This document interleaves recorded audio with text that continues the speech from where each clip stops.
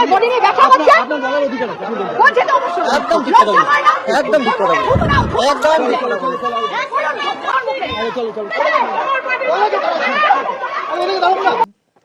যে ভিডিওটা তোমরা দেখছো, আরজি কর কাণ্ডের বিচার কি তবে শেষ পর্যন্ত রাজনীতির ময়দানে হারিয়ে যাচ্ছে?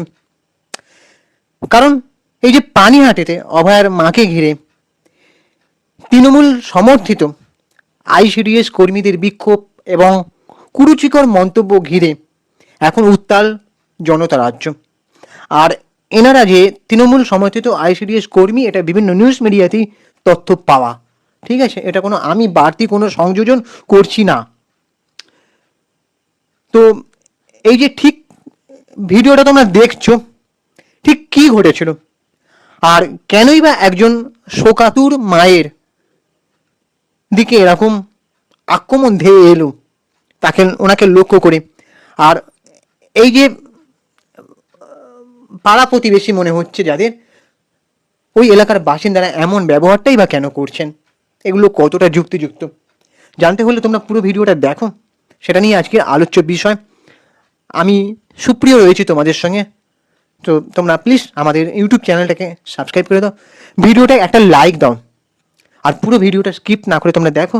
বিভিন্ন ধরনের বিনোদনমূলক এবং এই খবর এবং ইনফরমেটিভ ভিডিও পেতে তোমরা আমাদের চ্যানেলটাকে সাবস্ক্রাইব করে পাশে থাকো। আর হ্যাঁ, আমি এখানে নিরপেক্ষভাবে ভিডিও বানাচ্ছি, আমি কোনো দলকে সমর্থন করছি না বা কোনো দলের বিপক্ষে বা পক্ষে নই, আমি একজন সাধারণ মানুষ।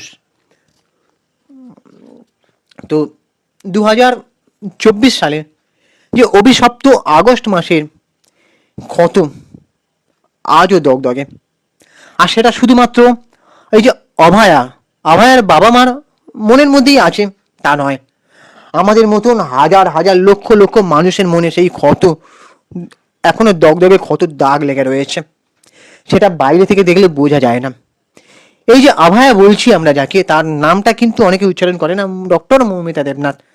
আমি যদি তার নামটা বলে খুব অন্যায় করে থাকি তাহলে তার জন্য ক্ষমা প্রার্থী, কারণ সে একজন আমার বোনের মতন। সব থেকে আশ্চর্যের বিষয়, সে খুব ট্যালেন্টেড মেধাবী একজন মানুষ। আর তিনি যদি থাকতেন, মানে ওনার মতন মানুষ আমাদের জগতে থাকা দরকার। আমি একটা কারণে দেবদাকে এখানে তুলে কথা বলছি। দেবদা যে কোয়েল মল্লিককে নিয়ে বলছিলেন যে ভালো মানুষের রাজনীতিতে আসা উচিত, কারণ ভালো মানুষরা ভালো মানুষের ব্যথা কষ্ট নাকি বুঝতে পারে। কিন্তু সেই কোয়েল মল্লিক, অভিনেত্রী কোয়েল মল্লিককে আমি তার ছিঁড়ে ফোটাও কোনোদিন দেখিনি যে ভালো মানুষ হয়ে ভালো মানুষের কষ্ট ব্যথা বোঝার মতন কোনো পোস্ট বা কথাবার্তা আমি দেখিনি, ঠিক আছে? আমি একটা কোয়েল মল্লিককে নিয়ে ভিডিও বানিয়েছি যেখানে বলেছি যে তার রাজনীতিতে এসে মনোনয়নপত্র জমা দিতে গেছে, সেটা নিয়ে আমি বলেছিলাম অনেক কথা, যে কেন এসব রাজনীতিতে আসার দরকার। সেলিব্রিটি বানানো হয় মানুষের ভালোবাসা বিশ্বাস ভরসা দিয়ে, তারই দাম। সেখানে আমাকে একজন কমেন্ট করেছে, আমি কমেন্টের স্ক্রিনশটটাও তুলে দিচ্ছি, তোমরা দেখো। যে সে আমাকে বলছে যে কোয়েলের মতন ভালো মানুষ রাজনীতিতে আসা দরকার, এটা কেন বোঝো না মাথা মোটা? আমি নাকি মাথা মোটা? আচ্ছা, এবার আমি একটা কথা বলি, যে আর কোনো ভালো মানুষ নেই জগতে, ওনাকেই রাজনীতিতে আসার এত দরকার হয়ে পড়লো, তাহলে এটা যদি বলতে হয় যে উনি যে দলে এসেছেন সেই দলটা কি এতটাই খারাপ যে সেখানে কোয়েল মল্লিকের মতন একজন জগতের সব থেকে ভালো মানুষকে আসা দরকার ওই দলটাতে? প্রশ্নটা কিন্তু রইল। কোনো দলকে সমর্থন বা কুরুচিকর মন্তব্য করা আমার শোভা নয়, তবে এখানে আমি কথাটা বললাম তার কমেন্টের যুক্তিতে, ঠিক আছে? যে ভালো কাজ করবে যে কোনো দল, আমি তার। সবাই আজকে তৃণমূল বা বিজেপি সবাই মিলেমিশে কাজ করে, এটাই আমি চাইবো, তাই না? আর ধর্ম নিরপেক্ষ মানে সেকুলারিজম হওয়াটা দরকার। ওই মনে মনে ফেক সেকুলারিজম সেজে বসে আছি তা কিন্তু করলে চলবে না, সেটা যে কোনো দলই হোক না কেন। বিজেপিকেও আমি সমর্থন করি না কয়েকটা কারণে, আমি এখানে বলে দিই যে আমি এর নামে বলছি মানে তাকে ভালো বলছে তা নয়। সবাই হয়তো আমার ভিডিও দেখে ভাববে আমি ওই দলকে ভালোবাসি। বিজেপিকে আমি একটা কারণে, কটা কারণে ভালোবাসি না, সাধারণ দর্শক হিসেবে বলছি। কেউ কিছু আমাকে এখানে গালিগালাজ বা রাজনীতির লগ লাগাতে আসবে না। গ্যাসের দাম বেড়ে গেলে গ্যাসের দাম কমে না, পেট্রোল ডিজেলের দাম বেড়ে গেলে কমে না। হয়তো অনেকে আমাকে যুক্তি দেবে ওখান থেকে দাম বাড়ছে বাড়ছে সে বাড়ছে, কমে না। কয়েকটা বয়স্ক মানুষদের পেনশন, বুড়োরা বা বুড়ো বলছি বাধ্য হচ্ছি কারণ সরি ক্ষমা প্রার্থী, তারা যে লাস্ট পেনশনটুকু নিয়ে বাঁচে তাদের পেনশনটা বাড়ানো হয়নি, এদিকে জিনিসপত্রের দাম বেড়ে যাচ্ছে, ঠিক আছে? এই কটা কারণ আমিও সেভাবে মানতে একমত হই না। যাই হোক, এবারে এই যে যেটা বলতে গিয়ে কোয়েল মল্লিকের কথাটা আমি তুললাম, এই কারণেই বললাম যে ডক্টর মৌমিতা দেবনাথ আভয়া উনিও তো একজন ভালো মানুষ ছিলেন। ওনার হাতের লেখাটা আমার এখনও, আমি সেই প্রেসক্রিপশনের হাতের লেখাটা আমি এখনও দেখি, পড়ি, কি সুন্দর সুস্পষ্ট হাতের লেখা, মানে কম্পিউটারে পেন্টিং মেশিনকেও হার মানিয়ে দেবে। অনেক কারো মানে অনেক ডাক্তারের হাতের লেখা বোঝা যায় না, কিন্তু ওনার হাতের লেখা দেখবে কত মানুষের ফ্রি ট্রিটমেন্ট করতো, কনসালটেশন দিত, যেটা আভার মাও বিভিন্ন জায়গায় বলেছে। বাড়িতে এসেও সে ভিডিও কলে সবাইকে মানে ট্রিটমেন্ট করছে, কি হয়েছে না হয়েছে। এতটাই ভালো মানুষ ছিল। সে নাকি দুর্নীতি তুলে ধরতে চেয়েছিল হসপিটালে, যার জন্য তার সাথে নাকি এমন হয়েছে নিউজ মিডিয়া তথ্য অনুযায়ী। তো সেই ভালো মানুষটাকে তাহলে কেন থাকতে দেওয়া হলো না? এটাই বলে ভালো মানুষের ভালো জায়গায় আসা উচিত। সে সত্যি মানুষের সেবা করছিল, চিকিৎসক। সাউথের শিলীলা, সেও তো একজন অ্যাক্ট্রেস, সেও তো চিকিৎসা বিজ্ঞান নিয়ে মানুষের সেবা করতে চাইছে মায়ের স্বপ্ন পূরণ করে। এটাও কিন্তু ভালো মানুষের জন্য কাজ করতে আসা। তাহলে কোনটার তুলনা দাঁড়িপাল্লায় ভারী হবে ভাই? যাই হোক, তো এই যে 2026-এর বিধানসভা নির্বাচনে তিনি এখন পানিহাটি কেন্দ্র থেকে বিজেপির প্রার্থী, এটাই ওনার দোষ হয়ে গিয়েছে। কিন্তু বুধবার যখন তিনি প্রচারে বেরোন, তখন তাকে ঘিরে শুরু হয় তুমুল বিক্ষোভ। অভিযোগ উঠেছে তৃণমূল সমর্থিত একদল আইসিডিএস কর্মী এবং সমর্থক তাকে লক্ষ্য করে মেয়ের বডি নিয়ে ব্যবসা করছে, বা লজ্জা করে না, থুতু দাও, এর মতন চরম অপমানজনক স্লোগান দেন। তো এই ঘটনা যখন জানাজানি হয়ে যায় বিভিন্ন মহলে, ছিচি এবং ধিক্কার পড়ে যায় সোশ্যাল মিডিয়ায়।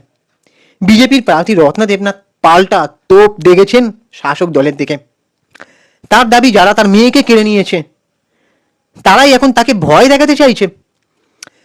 অন্যদিকে প্রাক্তন কেন্দ্রীয় মন্ত্রী স্মৃতি ইরানি চেনো তো, স্মৃতি ইরানি এই ঘটনার কড়া সমালোচনা করেছেন। তৃণমূলের পক্ষ থেকে অবশ্য এই অভিযোগ অস্বীকার করা হয়েছে এবং তাদের দাবি লক্ষ্মীর ভাণ্ডার প্রকল্প নিয়ে ভুল তথ্য প্রচারের কারণেই নাকি স্থানীয়রা প্রতিবাদ জানিয়েছেন। এটা আমি জানি না, যদি সত্যি হয়ে থাকে তোমরা জানাতে পারো।